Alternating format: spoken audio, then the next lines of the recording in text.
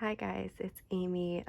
This is not my first time recording this. I'm not feeling very well, but I'm trying my best to get through it right now. Um, for my interactive storytelling lesson plan, the book that I decided to go with was Tops and Bottoms by Janet Stevens. And the resources I created to go with my lesson were this felt board with these movable pieces, as well as this story map to help students as we go along throughout the reading. So the teak that I had decided to choose was a second grade teak, and it is B8C, where students will be able to describe and understand plot elements, including the main events, the conflict, and the resolution, for text read aloud and independently. So as you can see for my felt board, I have created pieces for the two main characters, which is the bear and the hare, and then the hare's family. And then I have also created pieces for the vegetables that are mentioned in the book during the harvest times. So a quick gist about the book is that this is a trickster's tale. So we have the character bear and the character hare, and these two characters are neighbors on two plots of land.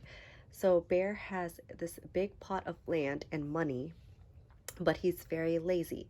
And hare had lost all of his land because he had to sell it to pay off his debts. Hare would come up with a business proposition for Bear where he would use his land to plant and harvest vegetables, and Bear won't have to do anything, and then they will split the crops at the end of the season. However, by the time of harvest, Bear would always realize that Hare had tricked him somehow. So I had created these felt pieces to go with that part of the story, which is a big part of the story. And as you can see, my vegetables are connected by two felt pieces. There is a slit where they are connected, and I wanted to use these to show the students what parts Bear were getting and what parts Hare were getting, and why Bear was being tricked in a sense. So if we flip to this page, for example, I can show you an example of how I would use my felt pieces to go along with my storytelling. So this page says, when it was time for the harvest, Hare called out, "Wake up, Bear! This time you get the tops and the bottoms." There in front of Bear's house lay a high field of corn. Hare and his family yanked up every cornstalk. Hare tugged off the roots at the bottom and the tassels at the top and put them in the middle in a pile for Bear. Then he carefully collected the ears of the corn in the middle and placed them in his own pile.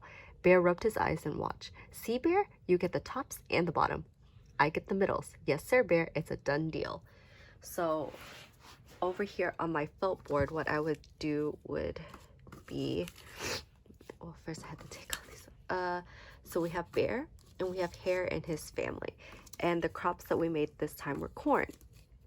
And you can see here that we have the ear of the corn here, and we have the corn stalks over here. So what I would do would be I would pull off the corn and put it on this side with Hare's family, and I would put all the corn stalks with Bear.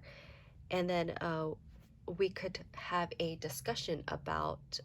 Now, I also created this story map as a resource for students to use whenever we were reading, and I also thought it'd be a good resource to send home to the parents as well, because this is something that they could do with their child at home, no matter what book they're reading, because there's no specifics on this organizer.